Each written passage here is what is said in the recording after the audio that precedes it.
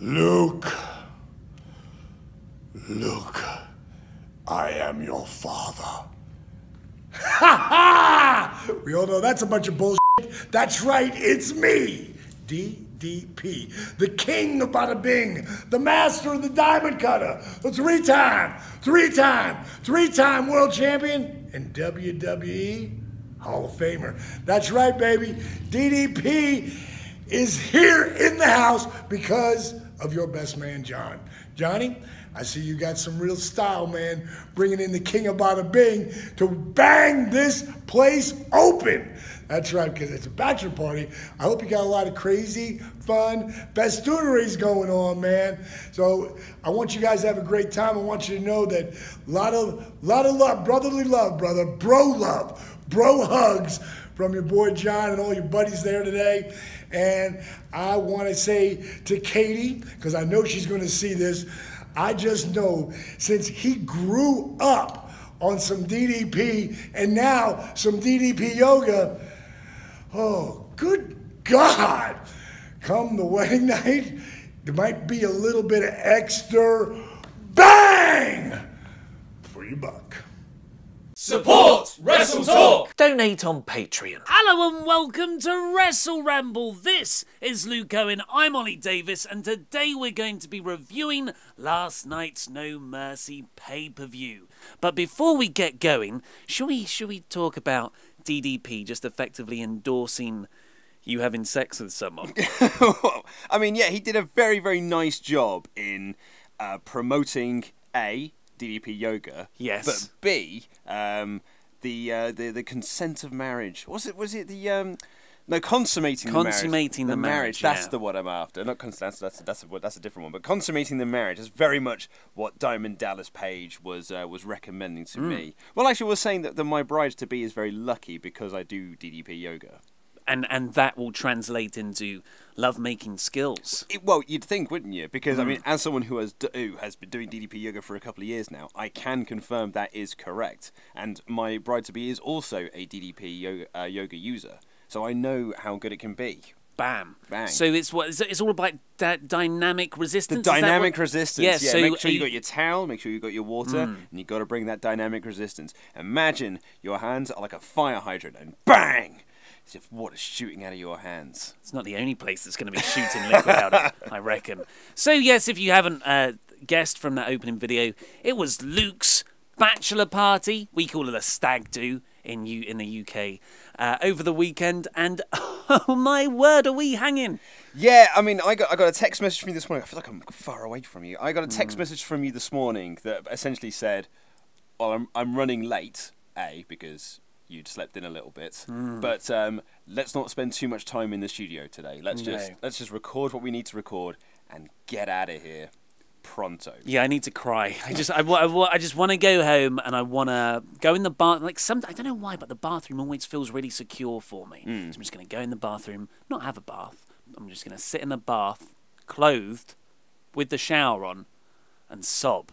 Well, I got home yesterday. I've got the shakes. Yesterday I was a complete mess. Yesterday I was probably much worse on the Saturday, but I was very bad yesterday.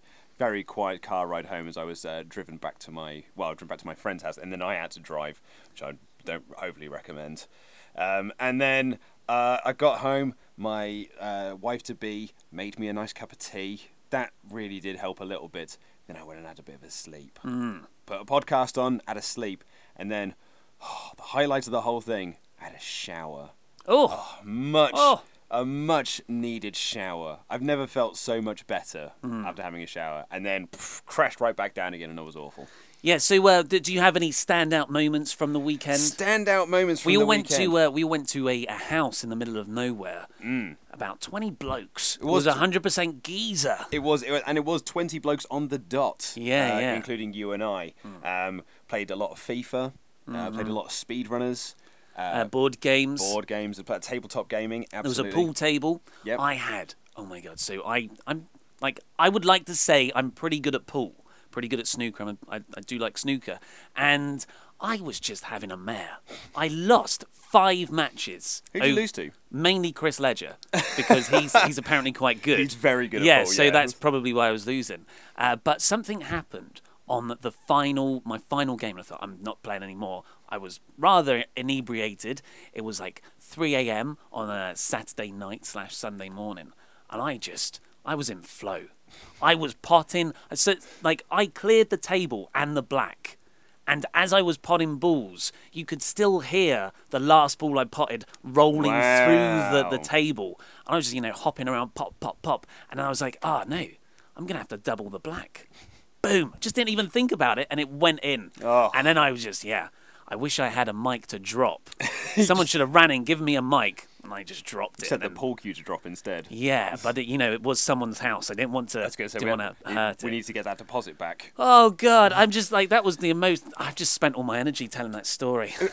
It was so funny because when we were sat in here, we were doing our test records just to make sure that the camera's working and the sound is working and everything. And you have been very this is more or less what I've seen all day. Is this kind of head down it's just head down. I need to get my work done. But as soon as that red light came on, almost like you came to life a little bit. But now that's all gone again. Yeah, 3 minutes of that. That's all you're getting. What will probably happen, we'll talk about No Mercy now, and every now and again, sorry, it's going to sound horrible if you're listening to this with headphones, but one of us will probably go... there are times, I had a big greasy spoon breakfast thinking that would help out. I don't think it did. I'm glad this isn't smell-o-vision. This coffee is not very good. I don't think that's helping. But because it's full of shame. My best man put together my own Wheel of Doom because I'm a big fan of Impractical Jokers.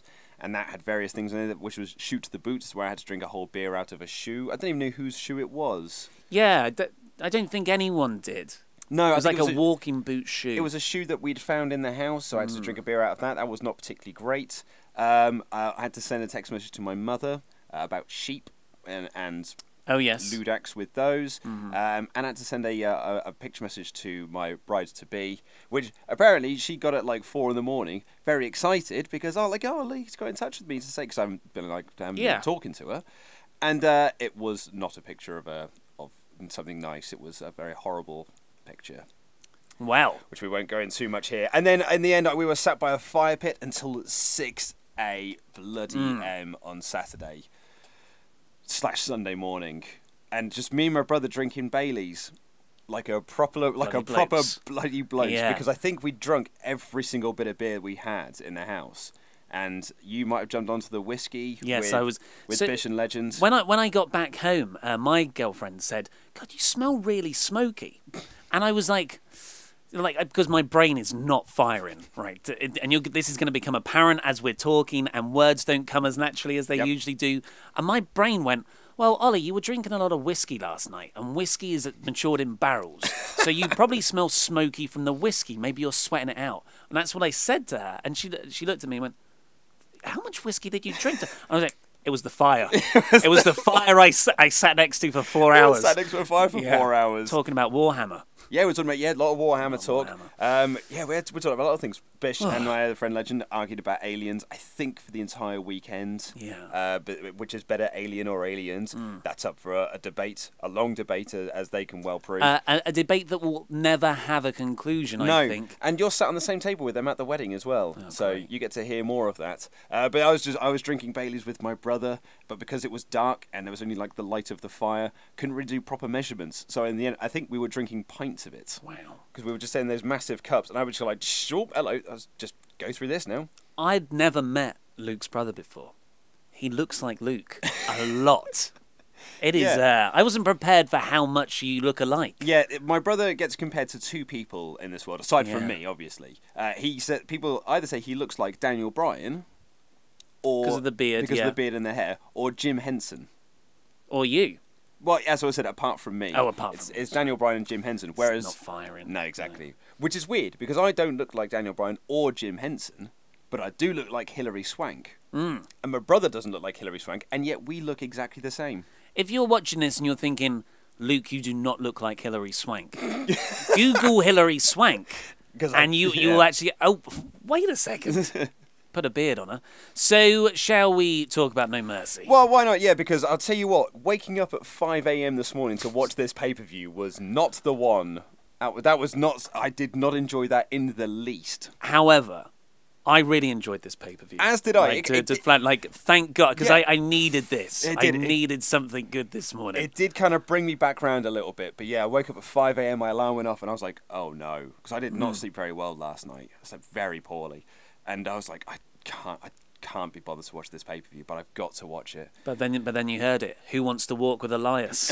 Oh, no, all right then, okay. I will. Actually, I didn't watch the pre-show. What? You've missed the 5-star classic between Elias and Apollo Crews. Like the pre-shows are too long. I haven't got time to watch that as well. It was I will fully admit I actually forgot there was a pre-show, and I dived straight into just watching the main show. Always a pre-show. Well, should I give you a rundown of what happened? Please do. Yeah, I'm just going to quickly bring up my notes. So CM Punk returned. Yeah. Yeah, he finally gave Elias his comeuppance. He went and walked with Elias. And Roman Reigns turned heel because that now makes sense with how John Cena wrestled the match. Absolutely, yeah. Yeah, see, always watch the pre-show. They are so significant and really impact the rest of the show. Yeah, Elias just defeated Apollo Crews. There was a nice bit... Elias did his usual guitar shtick at the start, and that was always funny. Apollo Crews' music interrupted. He came out. I actually quite enjoyed the match. Elias there isn't much to him in the ring, but I actually like his style. That he just slows everything down. Everything is a rest hold. And if he's working against someone who isn't very dynamic, that it can really fall flat. But when he goes up against smaller guys, because I really liked his match against Kalisto on Raw, and Apollo Crews is just as athletic and explosive. And I enjoyed their match. It was, just a 7-minute filler thing, but for what it was, I thought it was good. Elias won with the drift away, and then continued to beat down Titus. Sorry, I've given the game away. Beat down Crews. Titus came in and chased Elias off. Oh. And I was like, oh. So we're starting a bit of a program between those two I now. don't think there will be. I think, this is just... pre-show fodder. Pre-show fodder. It won't impact anything. Just to warm the crowd up. Yeah, but yeah, I thought it was good. I was told, a lot of people tweeted me this morning to say that WrestleMania caliber matches were said a lot during the panel. Yeah, it's the buzzword at the moment, isn't it? Yeah. So, but it was a stacked show. Weirdly, my favourite bits about the show were not the WrestleMania caliber matches. I could 100% agree with you on that one, actually, yeah. And we'll come on to those, I suppose. So the actual show kicked off with The Miz defending his Intercontinental Championship against Jason Jordan. Certainly did, yeah. And it was weird as well, because this was in LA, it was in California, so it's in The Miz's hometown. Although correction, he has just sold his house and left. Well, he's from Ohio. Yeah, he's from Cleveland. Yeah. But because his character is billed from being he's the Hollywood A-lister, he got this almost big hometown reaction. And he's lived there forever. Oh yeah, because he's been burgled twice. Yes, so they've sold up shop. Yeah, he's moving to Las Vegas. But yeah, so he got this big sort of hometown cheer, and then Jason Jordan is a guy they've got a lot of high hopes for. They kind of put him in a very awkward situation here, because then he's coming out as the fiery babyface to a chorus of boos because he's not The Miz. And then The Miz works the match as a dirty heel while getting Miz is awesome chants and let's go Miz chants. Who's your daddy? Yeah, exactly. That was my favourite chant of Jordan. Everyone fully behind The Miz, although Corey Graves very cleverly covered that up by saying they're chanting that at The Miz, how disrespectful. And even The Miz was reacting like, how dare you chant that at me? You brought it up there. Corey Graves, I thought, was very good on commentary tonight. Yeah, I really enjoyed him. Everyone else keeps losing credibility. Like Booker T is painful to listen to. He was all over the show, and he's starting to really bug me during Jason Jordan matches now, because he's only got 1 point, which is just he's Kurt Angle's son. That's how he's getting all these opportunities. And then you got Michael Kogan, he won a match to get this. He wasn't handed this opportunity. He had to physically win a match to be able to get to this match. So he hasn't been handed anything. Because when I was watching the pre-show and David Otunga was on it, I thought, yeah, I'd still go with Booker T, actually, as he was talking. But Michael Cole is just, I can't stand him at the moment. All the credibility is, because he's just reciting the same thing, that the WrestleMania Dream matches, WrestleMania caliber matches. But Corey Graves, and we'll come on to it in the tag match, he just sounds legit. And he's taking measures about as much as he can do in this role. Because if he was given free reign, it'd be even better. But he's doing all he can in this role to still maintain that credibility, and I appreciate what he's doing. Absolutely, I completely agree with you. And then like it was weird because after this match, when the Miz beat Jason Jordan with a bit of interference from the Miz Taraj, then they gave this mic time to him, so he can say like, "Oh yeah, Miz, you suck." It's like, all right. If that's how you planned it out and not thought, Miz will probably get cheered because we bill him from this town. So, okay, so pretend that might have happened. They just forgot that that's what the Miz is credited as, and they thought, actually, probably won't get cheered. He's the Miz. No one likes him. And they're like, well, let's book a interview for Jason Jordan afterwards. Call an audible. Like, if you hear that crowd reaction, you hear Jason Jordan getting booed throughout the match and the Miz being cheered like a conquering hero, don't call an audible. Let's not do that interview segment because it will just make Jason Jordan come off even worse. Because then he's going like, oh yeah, I mean, I want a rematch, and Miz, you suck. Boo! No, he doesn't. He's our boy. He's our hometown guy. Yeah, it was a terrible interview segment, and I enjoyed the match. Yeah, I really enjoyed the match. I think Jordan is very good in the ring. Yep. I love the suplexes. I could watch him suplex people over and over again. And I really liked the finish. Yeah. I liked a lot of the finishes. Well, not the main event ones. I liked the finishes of the undercard. It was just a bit of, booking nonsense where you bit of distraction here, clobbered him with the right hand, good timing. Protects Jordan, gets the heat on Miz. I thought it was nice, and similar with the Balor Wyatt match next, the way that started. I thought that told a good story. Yeah. But the post-match undid all of the cool stuff Jordan was doing in the ring. It just felt like he was set up to fail.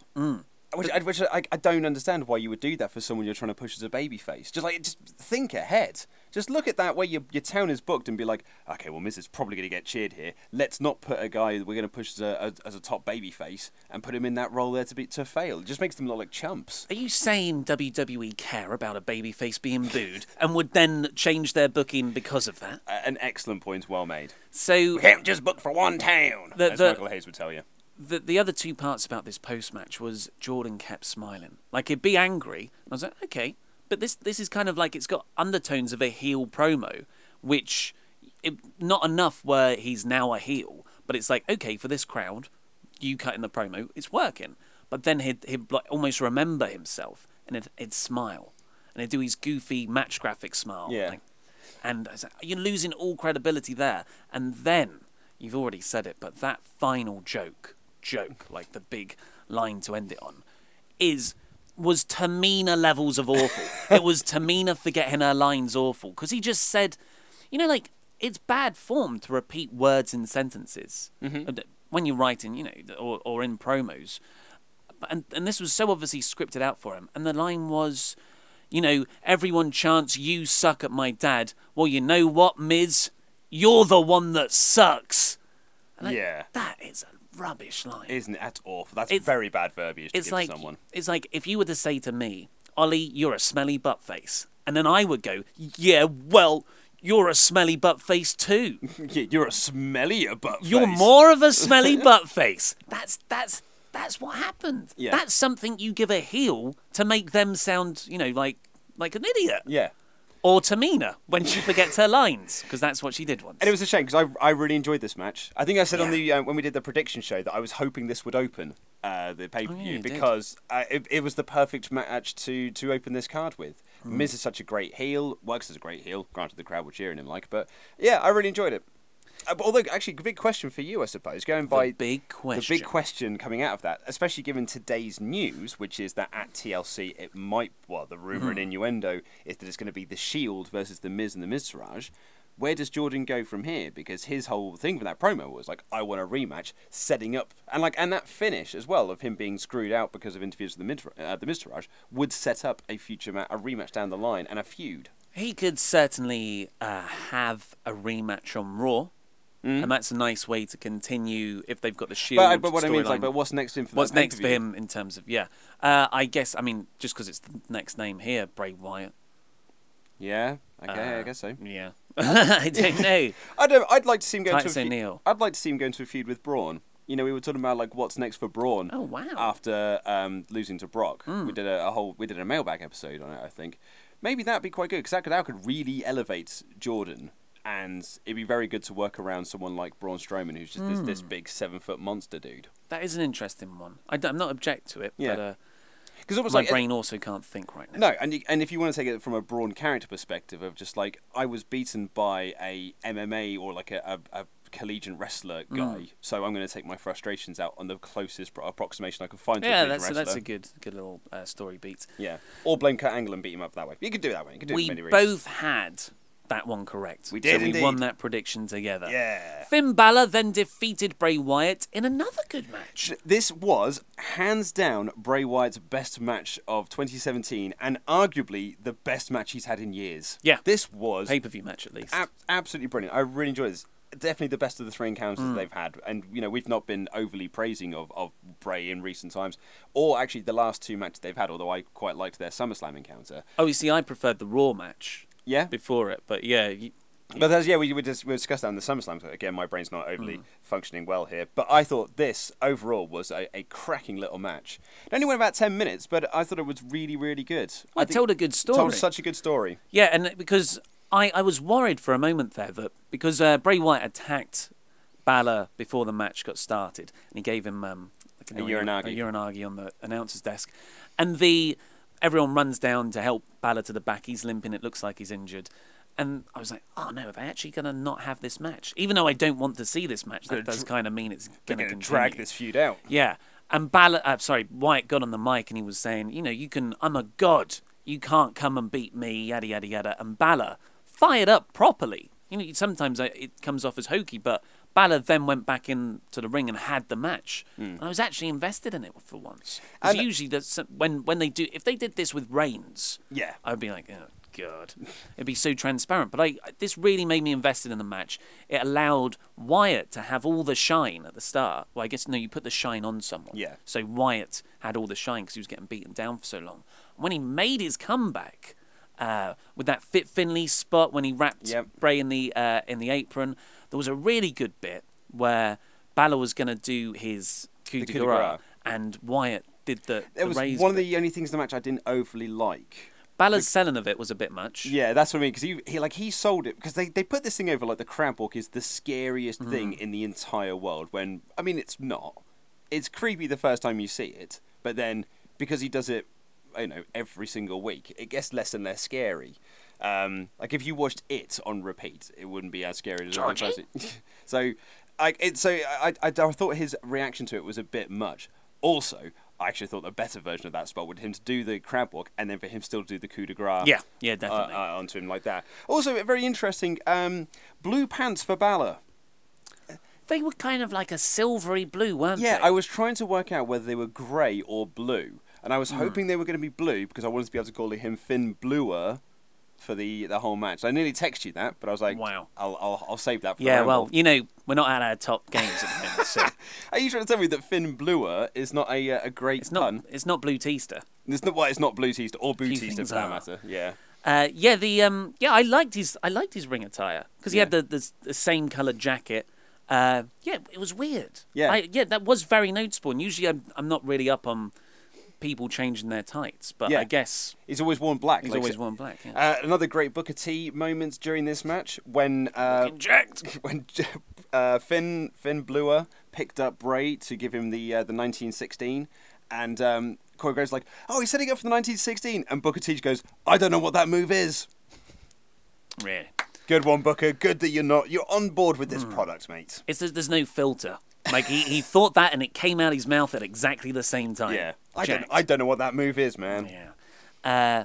Not much else to say about this match. The Balor went over clean. Yeah, and actually I was going to say, one of my notes here, although this now doesn't reflect my actual thoughts on the match, but the video package beforehand made this feud seem much more interesting than it really was, because it was a very boring feud, but that video package was very good. WWE's editing team has been on fire recently, especially over the last week. So after that, we then got a video package that I got, I'd say, upwards of 40-odd messages about, which was the debut of Asuka coming at TLC, because everyone was like, you're going to love this video package. This is the video package you've been asking for. Why didn't you tell us about it? Well, hot damn, it showed Asuka being an ass-kicking badass, and it was wonderful. It was great. I watched that, I was like, yes, now I'm psyched for Asuka to come up to the main roster. None of this masked nonsense, none of this let's focus on the wrong things. This was focusing on her being an unstoppable beast, and it were cracking. Loved it. There you go. Yeah, because it was, I mean, they announced her debut 6 weeks before it's going to happen. You had 2 weeks of the face, the mask stuff, and now you get the level up package when you're a month out. Yeah.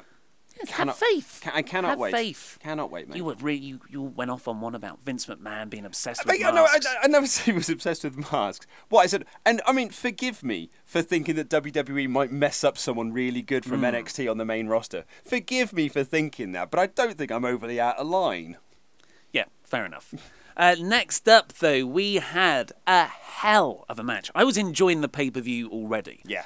And I adored this match. I thought this was terrific. This told a very, very good story as well. I really, really got on with this. Although Seth and Dean still have separate entrances. What kind of brothers are you? Yeah, that was. I picked up on that. I would actually argue this was the best WWE match since the New Day Usos pre-show at SummerSlam. Yeah, I mean, in terms of I did feel actually when I was watching these two teams go at it that the conversation that they had backstage when they were prepping this was like, we need to top the New Day and the Usos because that's the tag team match that everyone keeps talking about. So let's go out there and show them how it's done. I mean, I love the match, but the thing, and it's weird that their SummerSlam match was a good match made really good by an unplanned moment when Cesaro ripped the beach ball open. But here, this was a really, really good match made even better by another thing that was unplanned, which was Cesaro getting hungry mid-match and deciding to eat the ring. I have literally written here, holy F Cesaro's face. Yeah. Because he took the hit and I was like, crikey, that sounded loud. And then you didn't really see anything after that until Cesaro's face just came up and there's just blood pouring from it. I was like, what the hell happened? And then when they showed the replay and he did like the big Mick Foley smile, like the Hell in a Cell smile, what a professional. Like, okay, well, that's his gimmick. He's the professional. Yeah, it's like, this has gone horribly bad. Let's make the most of it. If I could smile, then it will definitely get loads of replays. And he's got the big bloody mouth and everything. What a true pro. I cannot imagine the pain he was in. Oof. No, so it didn't snap him out. They broke the tooth, so he's got like two tiny teeth where his front two are. Oh my gosh, that makes me feel a bit queasy, to be honest, because I'm a bit weird about teeth, and like the idea of a tooth breaking just sounds like it'd be the worst thing ever. Just because I watched it, because in my head it happened, and then he turns round and there's blood all over his face. But I went back and I watched it, and this is where Corey Graves' commentary was so good. Dean, it was like a monkey flip, wasn't it, into the turnbuckle, and rather than do the old into the turnbuckle pads, Cesaro went for the bump where he goes all the way over into the ring post to get a nicer sound. And he must have gone too hard and proper bunny tooth into it. Oh. And then he falls back and Corey Graves is immediately like, whoa. Cesaro just got all of his teeth on that thing. And Michael Cole's like, blah, blah, blah, blah, blah, talking about something else. And Corey Graves keeps saying, Cesaro really that was like a really bad thing. And the match goes about a minute and a half, and you don't see any blood. Yeah. And Seth Rollins gets a tag in, and because by this point nobody really knows what's happened. I think the referee's got some gloves on. And apart from Corey Graves, who's saying, guys, like that was a really bad, I wouldn't say bump, but he really went for the ring. Well, he's the only one watching the match because Booker T and Michael Cole are reading their notes. Yeah, but the scripts they've been given. I want a shot inside Booker T's head, and it's just Booker T going, jacked, I'm looking jacked. Not even paying attention to the notes. I just think of Homer Simpson, where he just sees a tiny chimp riding on a bike. Yeah. Or a chimp riding on a tiny bike. And Seth Rollins is doing all these moves, and I'm thinking, like, watching it on retrospect, every move was to the head. Like, he did a sling blade, there was a super kick, and the super kick was the last one, and that's when it's like, oh, what? Where did all that blood come from? Yeah. And Michael Cole goes, I think he just super kicked the teeth out of Cesaro's mouth. And Corey Graves goes, no, it was the ring post spot. And not ring post spot, but, it was the ring post. And then they go, oh, yeah, actually, I think you're right. And that's when they show the first replay. And that's when you get the smile shot that the camera guy caught. And then that's when Cesaro walks out the ring when he finally gets to tag. Like, they're finally like, okay, you better tag Sheamus now while we deal with this. It was so good as well, because when he hit it and then he came up with the smile, you could see in his eyes looking for a camera. Yeah. Just like, where's the camera? There he is. And it was so well. Did a very good job on that. And credit to these guys as well, because that match easily could have fallen apart after that, because he had to go get the medical attention. Almost like I always use this as an example: the Finn Balor Samoa Joe match when Balor Joe got busted open. I can't remember, but right at the start, and it just kept killing the momentum of the match. This didn't kill the momentum. If anything, it kind of it lulled for a little bit while Cesaro was getting checked up, and the other three just sort of were looking at each other and just doing moves. But then as soon as he did that, he just picked right back up, and the crowd were rabid. It was awesome. It's but it's an instinctual response. You see blood, and all of a sudden it's like, what? It's an evolutionary response. Your heart rate quickens. It feels serious. And Cesaro goes out, and I guess the reason it didn't have to be stopped was because you had other guys to work the match in the ring. And I think they thought, we can't stop this. No, exactly, yeah. Because it was all over his face. I mean, I really feel for the guy. It's a weird state to be in. It's like the Vince McMahon angle from SmackDown. Yeah. Where you're like, he's quite obviously hurt. That was a bad thing to do in hindsight, a 72-year-old man taking that kind of hard way bump. But it was also awesome. Yeah. They're not mutually exclusive things. You can think something was bad, but also really enjoy it at the same time. Yep. And this is like an Adam Sandler movie. Yeah. I really feel bad for Cesaro. He's just destroyed his 2 front teeth. But good grief, did it make it an excellent match, an even better match than it was. Was that your first moment? Yeah, it wasn't a good one. Oh dear. That was not a tasty bab. But yeah, like you said, Cesaro came in and he just worked an excellent match. Sheamus and Cesaro. It's not just a catchphrase. They are the bar at the moment. Yeah, they're really, really great. Like I've loved this New Day Usos feud. Absolutely loved it. And they actually had a promo package for their match they're going to have at Hell in a Cell. And it was just like the way that they built that package up was just like, these two are having the best matches in WWE right now, and their final one's going to happen at Hell in a Cell. And I was like, yes, it is. I cannot wait for that. But this tag match here, I was like, do you know what? This match was awesome. So good. And Sheamus and Cesaro are great. And that's why my cousin Wendy she's obsessed with the idea of splitting them up as a tag team, because she wants Cesaro to get this big singles push. And I'm like, don't know, because this is the best thing for him at the moment, to be in this tag team where he's always featured on TV, he's going put over strong all the time, they look great, they work great, and they're a much better team. They're better together than they are separate, where they're going to get nothing. I really like their promos as well. Yeah, there was a point where Michael Cole was listing through all of Sheamus's accomplishments, and I did things like, you're absolutely right. Like in the span of I don't know, whatever it is, 8 years or whatever that he's been on in WWE. He's a WWE champion, World Heavyweight champion, a US champion, a tag team champion, a King of the Ring winner, a Royal Rumble winner. And I'm like, man, he has won pretty much everything, with the exception of the IC title, which I don't think he has won. And yet here he is, still not in the main event. Well, that's what happens when you're Triple H's workout buddy. Well, absolutely, yeah. And then that's a false story, apparently, by the way. Is it really? Yeah. He said he worked out with him once at the start, and he said in interviews since, and everyone jumped on that, like, oh, they're training buddies. Yeah. But actually, no.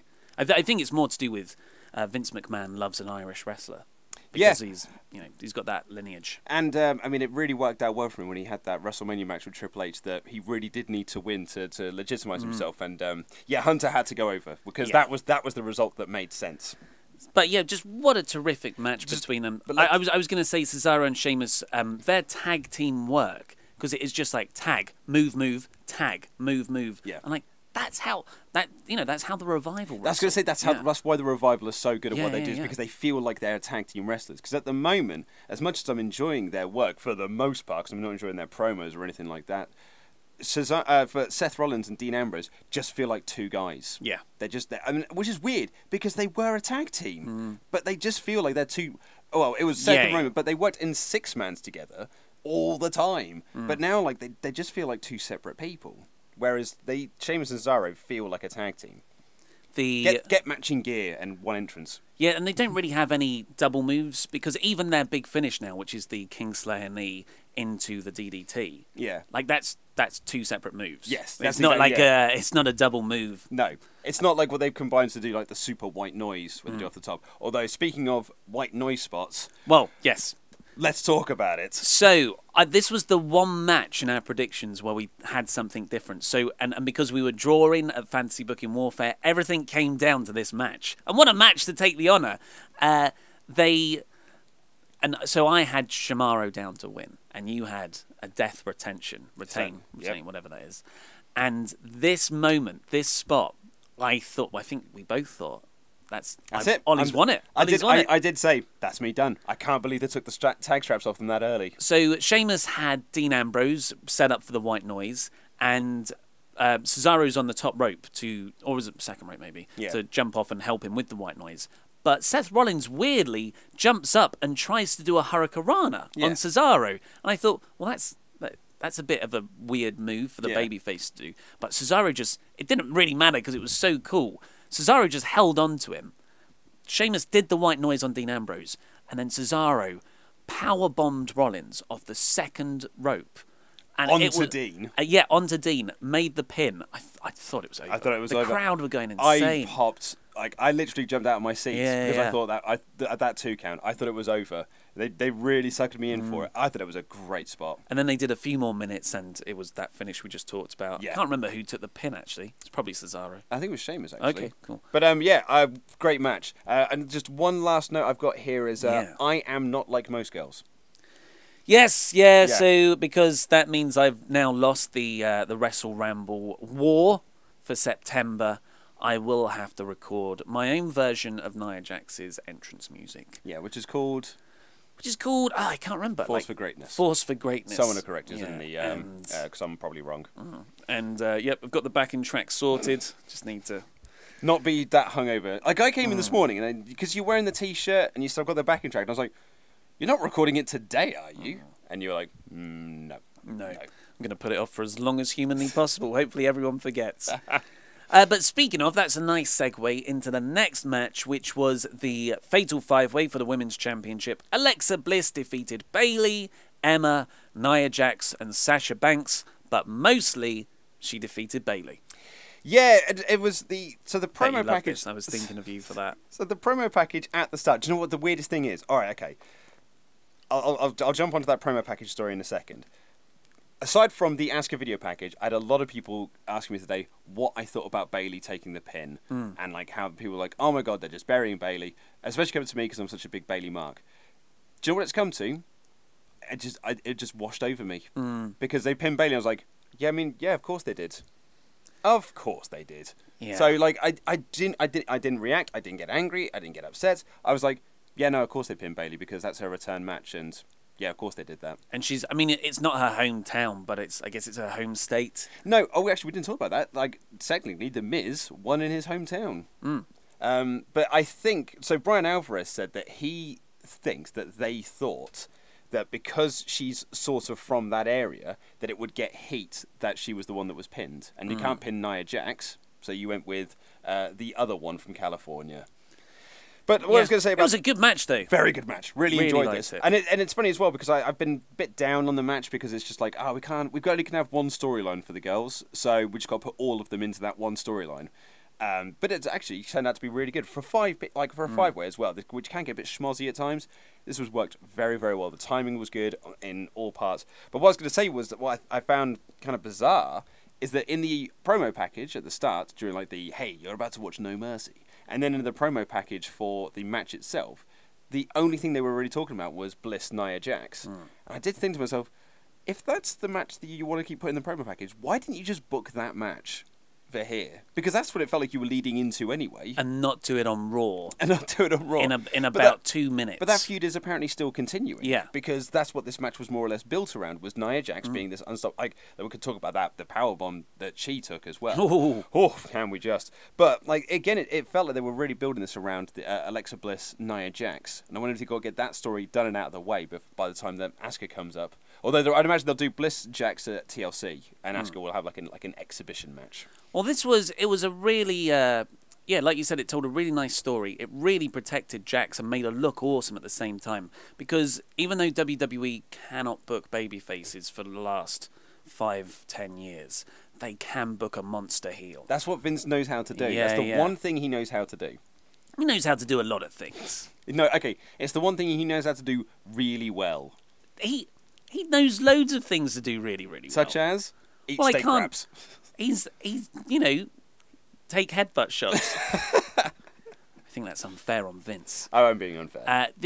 So you had effectively all 4 women ganging up on Nia Jax, and then Nia Jax doing a power spot and then getting taken out. Yeah. So she was very protected within what she can do, because she's not an amazing wrestler, but she can do these really good strength spots. The double Samoan drop was so cool, so great. And then the thing that took her out was this horrible power bomb where I can't remember which combination of people it was, but you had 2 women on the ground.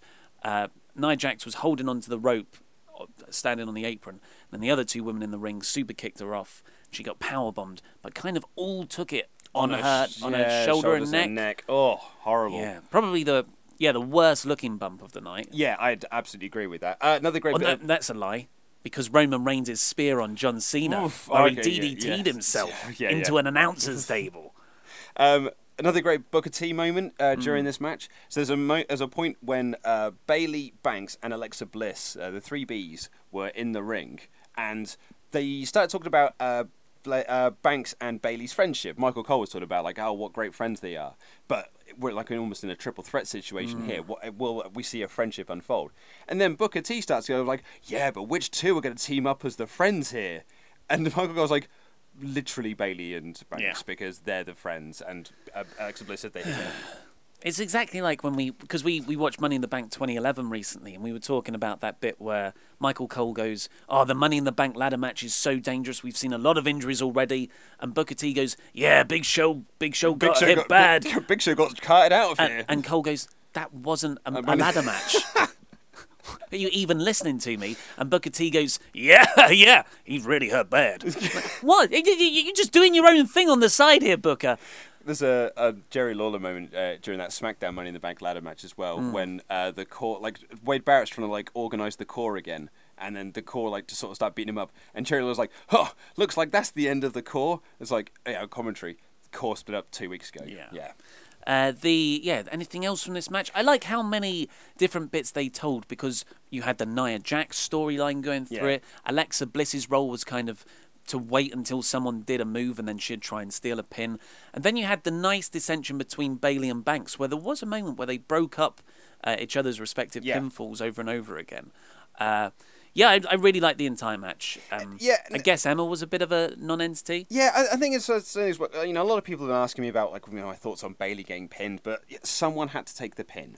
Someone had to eat the pin in that match. It wasn't going to be Nia Jax. And if it had been Emma, everyone would have said, why did Emma have to take the pin? If it was Banks, they'd be like, well, why does Banks always get buried? So someone had to take the pin, really, in a 5-way situation. And Bayley was the one that they'd picked. And I wonder if it was an attempt for it to get a heat thing. I don't think it would, because Bayley was getting booed in the match, as was Sasha Banks. That was the other thing I liked about Nia Jax in there, because she was being cheered. But I think there's the hometown hero thing. But when she would get up after being taken out and just get back to the ring, the crowd would just pop again. Yeah. But it's the Braun Strowman thing of just she's an imposing force, and that when she's around other wrestlers, you're like, destruction is coming, and I can't wait to see destruction. Let's just look at this card, actually, because you made me think of a good point there. The opening match, Jason Jordan, he's meant to be a babyface being pushed. It's not happening. The crowd chanted for the other guy. Then you have this match where it's, Bayley really should be this super over babyface, but everyone's into Nia Jax. Yeah. She's the monster one. The next match, Roman Reigns and John Cena. Everyone was booing Roman Reigns. He's meant to be the company's top babyface. The match after that, Enzo Amore was getting a lot of boos after he cheated. He's meant to be a babyface leading the Cruiserweight division. And in the main event, who do they cheer? They cheer Braun Strowman, who is a monster badass babyface. It's it's so obvious what is working here, and you still stick with this bad booking of baby faces that isn't getting over. Yeah, I mean, we got the Reigns-Cena match next. Let's do that now. Let's talk about that now, because this has been a bit of a divisive match. Oh, has it? Yeah, I've seen a lot of people say that it was one of the worst matches of the year. Some people saying that it really didn't live up to the hype. There's a guy that's been on Twitter saying that Roman Reigns is just the worst and he ruined this match. There were some people who are theorizing, who are conspiracy theoring, that John Cena ruined this match on purpose, because then it would make Roman Reigns look lesser. Because comparing it to the Michaels Hogan match from SummerSlam 05. Yeah. Which I didn't see. What I saw was a match that opening was a bit slow because it's Roman Reigns doing his I'm a power and I'm just going to beat this guy pillar to post and just do big moves and just stand around looking like a Samoan badass. A lot of rest holds. And then it picks up towards the end, and it really became a great match by the end of it. I very much enjoyed it. I can totally see if you really like protected finishers, I can see why you hated this match. Well, the spear was protected. But from Cena, I mean that I would argue that the idea of so many AAs played into the story, which is Cena can't beat Reigns with what he's got. I was really enjoying the pay-per-view up until this point. I was enjoying it a lot, and then the tag match happened, and I loved it. And then the women's match was really good as well. It kept me up there.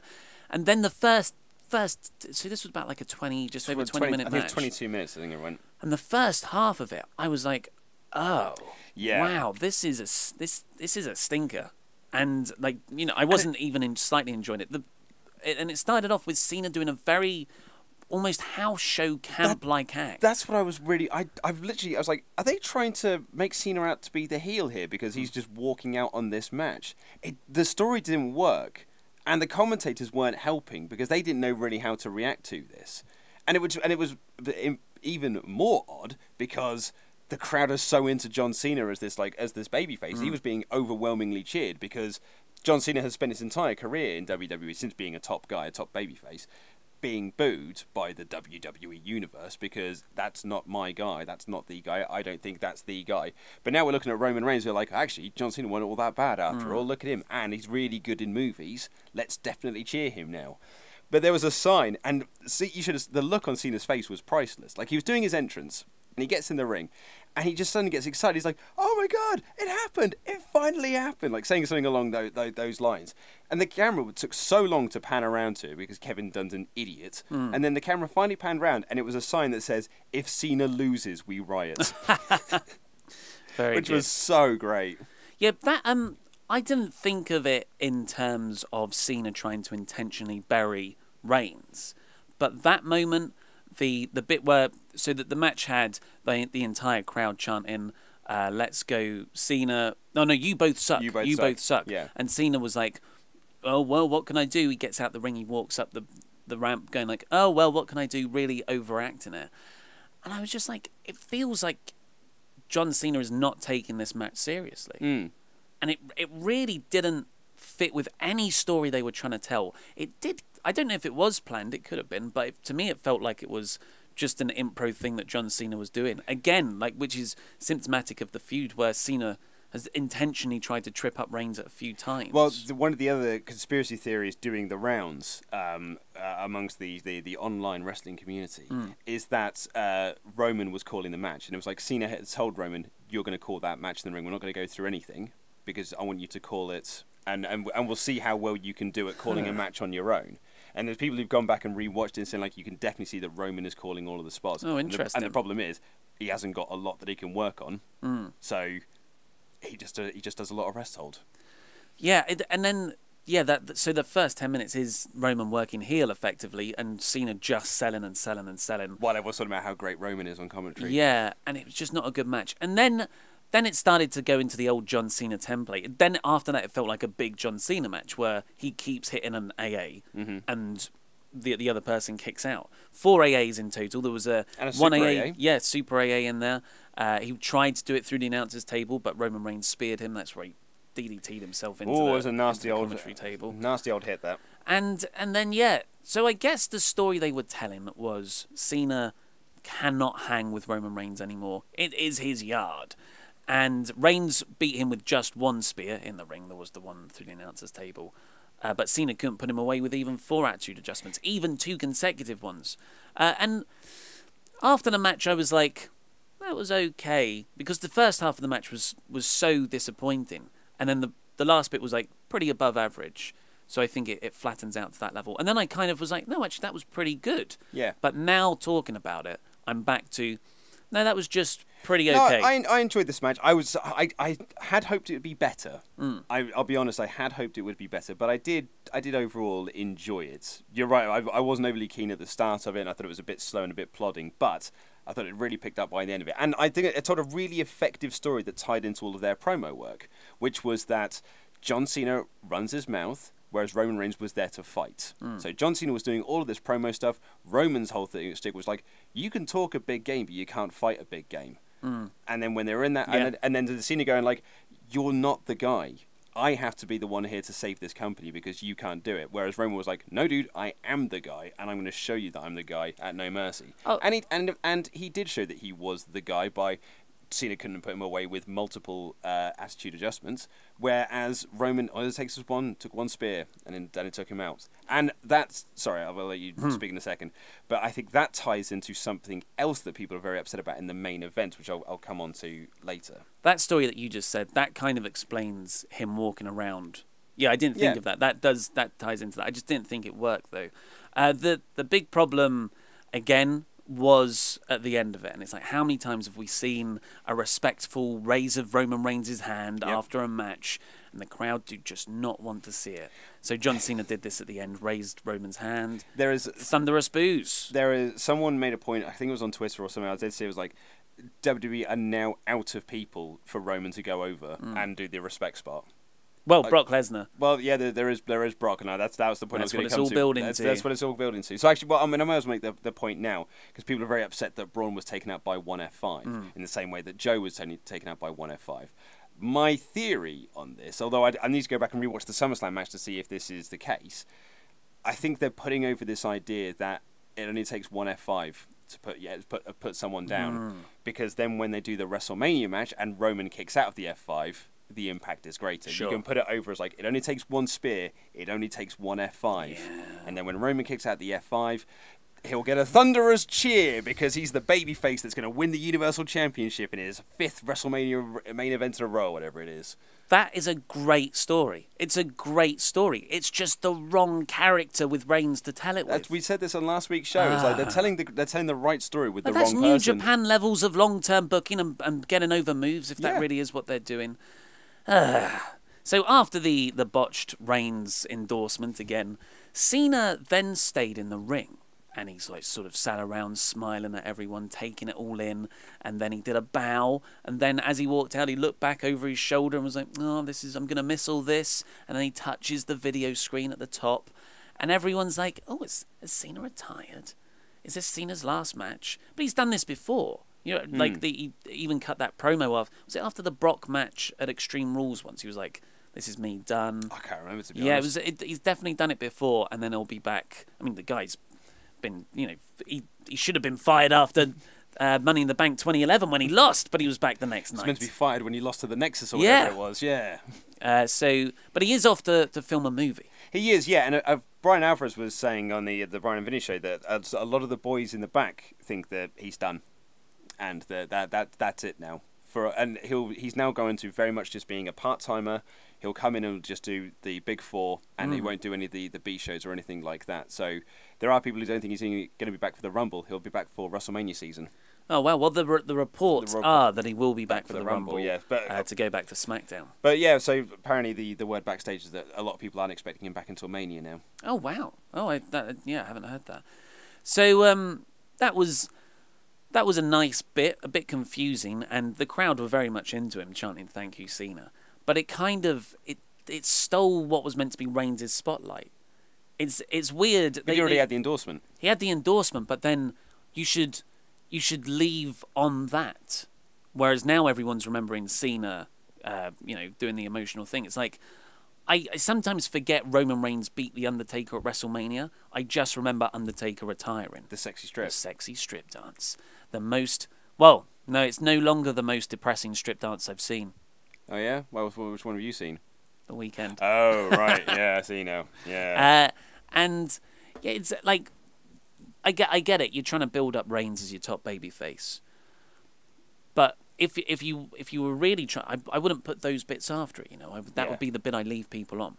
Yeah, no, I can agree with that as well. But I think the point of that we're running out of people for Roman to go over. and where this is not working. Because, like, what are you going to do when you've been to WrestleMania and he's still not over?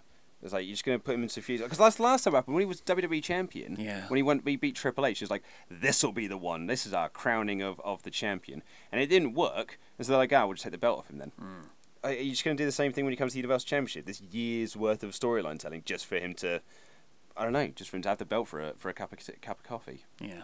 Yeah. Well, Enzo Amore was up next. Oh, God. This match. This match went 10 minutes.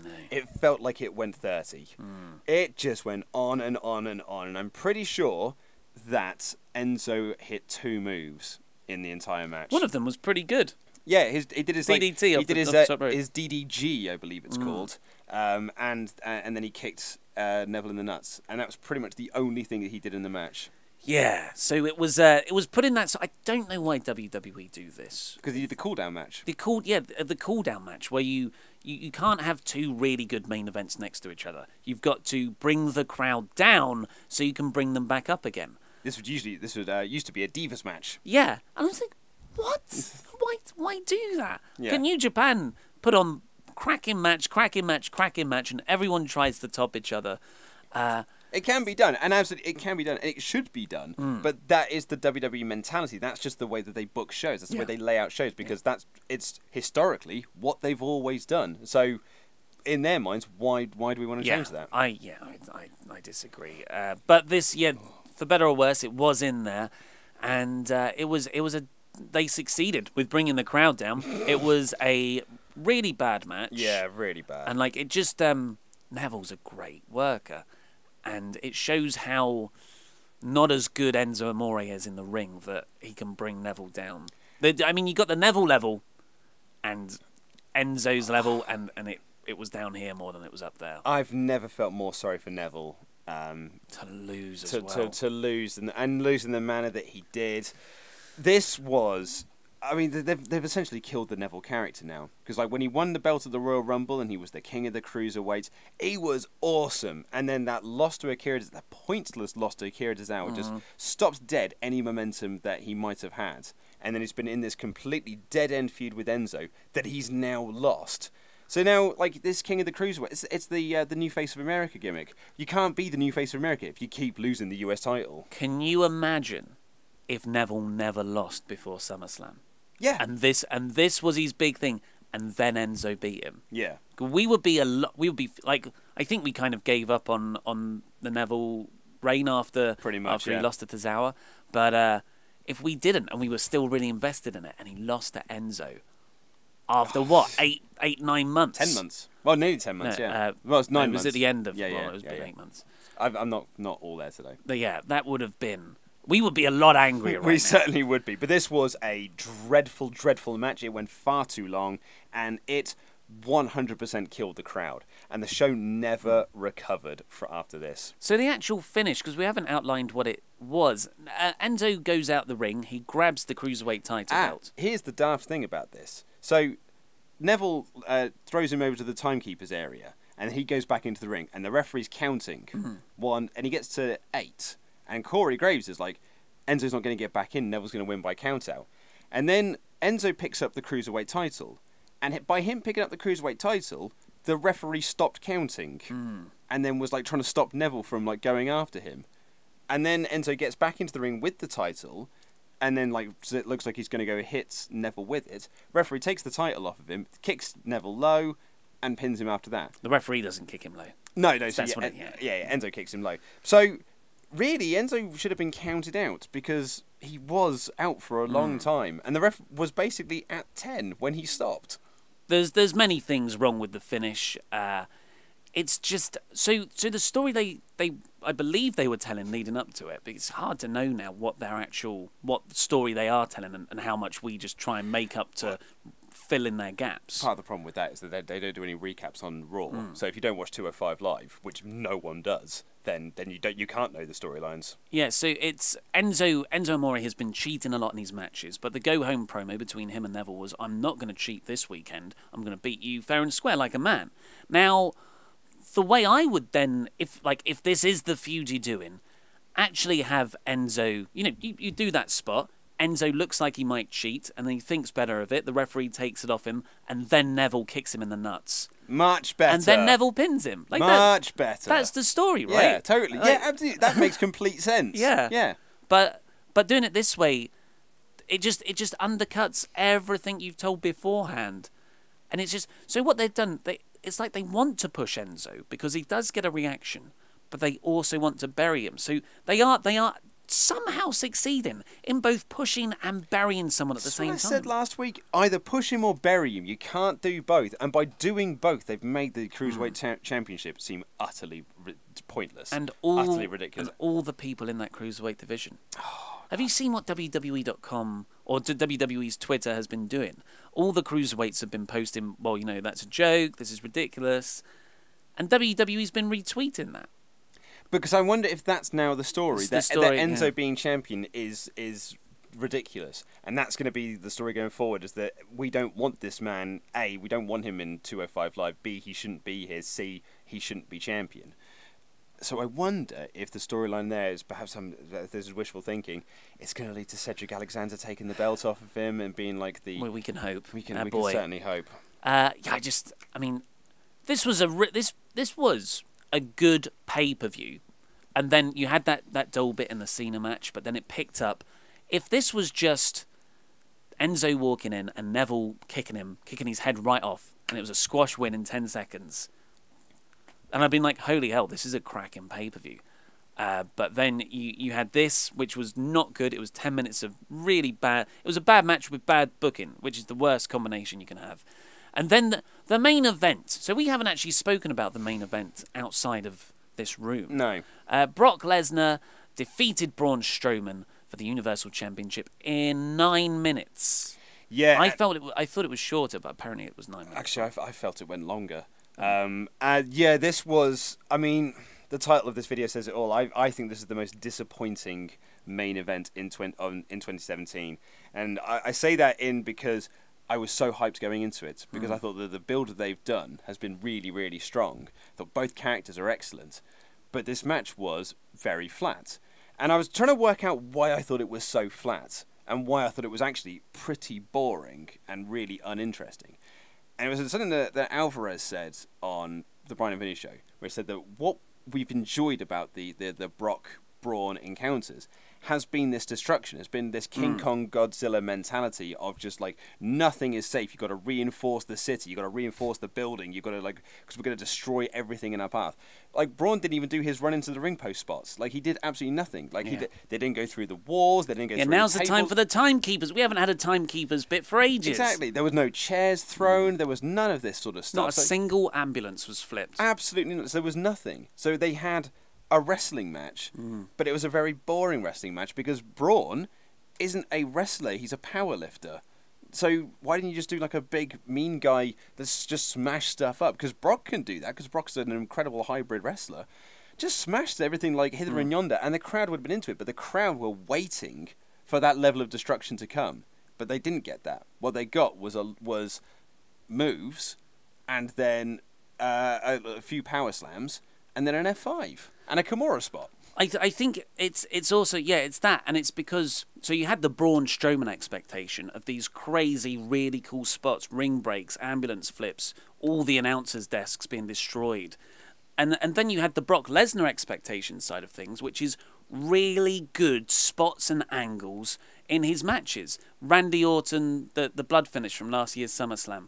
Goldberg, that caught everyone by surprise. It was a huge topic of debate for ages. Brock Lesnar matches feel so important because they have built up that reputation of having out-the-box stuff happen. Yeah. But this was so in the box. Yeah. And it was like that double form of disappointment.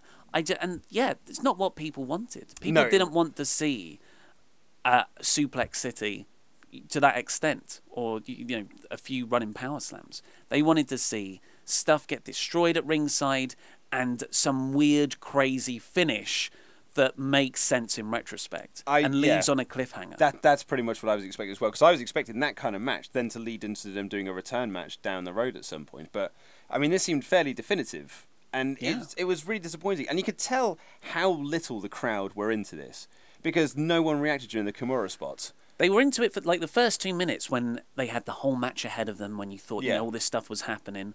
And there was they did the no-sell spot. There was a German suplex and Braun stood right back up and the crowd popped for that. But then it became apparent that they were just going to have a in-ring wrestling match. But I think the crowd thought, okay, they're going to have this match, and then we're going to get it outside, and that's when we'll start doing the destruction stuff. As I said, I feel that's what they were always waiting for. So when Brock put Braun in the Kimura, no one reacted, because no one was like, well, this definitely isn't a finish. We haven't even done any of the destruction stuff yet. So we'll just wait till he'll get to the ropes, and then we can carry on the rest of the time. And that's why no one popped for the F5 pin either, because everyone was like, well, that's clearly not the finish. They've done everything in the ring. They haven't even been outside yet. Well, a lot of people I've seen have criticised this match for burying Braun Strowman. Oh, I completely disagree. And yeah, that's kind of the overuse of the term burying, where people lose. But I'm not going to say it did Braun any favours, because I really thought this match needed to have a finish that protected Braun. You know, like a screwy finish, or he was not sellotaped to the ring, not like that Big Show match.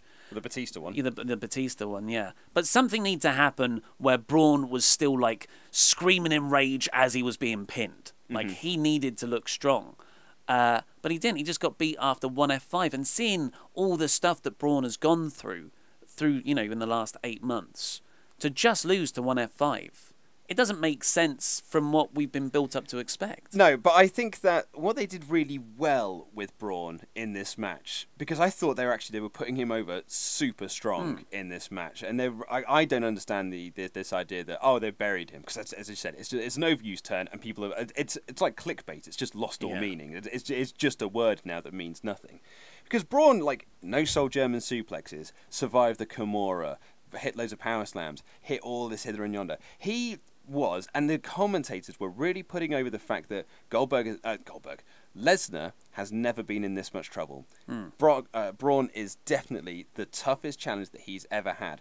And Corey Graves, Michael Cole said, like, have we ever seen anyone take Brock Lesnar to this level? And Corey Graves goes, well, in Goldberg last year. Michael was like, yeah, but that was the surprise factor. Like Goldberg didn't actually dominate Lesnar. Braun Strowman is dominating Lesnar. Yeah. And I thought the commentators were doing a really good job of putting Braun over strong so that he didn't look weak in defeat. Now, you cannot make the F5 argument, but if my theory is correct that they're doing this so that Roman can kick out of it at WrestleMania and make it seem Roman is awesome, then you have to do that finish. But okay, here's the thing with that. You're sacrificing everyone to get Roman over. And you could make the argument, why would you sacrifice everyone to get Roman over?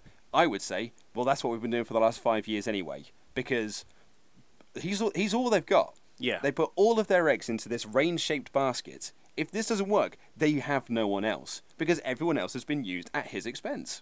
Yeah, that's exactly that's a real shame for WWE, especially because Braun Strowman has been so good, and he's really gotten over, just like Samoa Joe did. People bought into him, and they wanted to see him tear stuff up. And while it wasn't a burial, it will hurt him, and he won't have that unstoppable credibility like he used to, because and the same with the Samoa Joe won't be the same coming out of it either. There's a definite, like, pre Great Balls of Fire Samoa Joe and post Great Balls of Fire. But that's because they've just got this mentality that we're pushing one guy. We're pushing this one guy to lead this company, and everyone else is just there to service this one guy. Yeah, it was. So this was a significant misstep. Yeah, really bad. I was so disappointed by this match because I was really looking forward to it.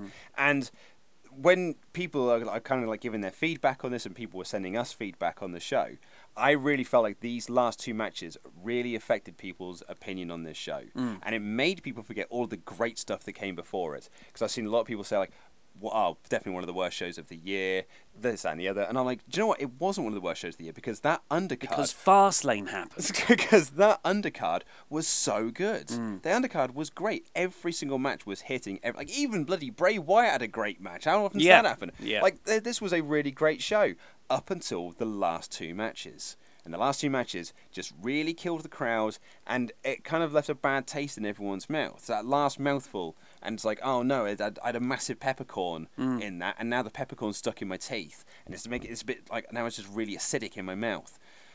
Whereas you're like, oh yeah, but that steak was bloody lovely I was having before then. That's what I think. That's what I think, and this is why I don't do the pay-per-view reviews, because because a lot of when you get hungry, you just start making food puns. Yeah. Well, that's all we've got time for today. Please click the videos that have just appeared over Luke's face to catch up with the latest WrestleTalk news or WrestleRamble. I can't lean down. Was that no good? That really hurt my shoulder. Oh, not like a hangover thing where you tilt. Like my arm's like really sore, but man, alive, Why? I don't know, but I can't lean down. I'm gonna have to stay here. The video's gonna have to go over my face. Okay. Well, I'm sure the videos probably didn't appear then because it can only be the last 20 seconds. Oh, okay. So they're there now, hopefully. Okay. Yeah. Yeah. Okay, we've crashed. Yeah. It's official. We spunked all our energy. We'll be back on Wednesday. We'll be fighting fit then. Hopefully. Yeah. So subscribe. Podcast is a thing. Patreon. WrestleRamble. Luke Oli. Bye.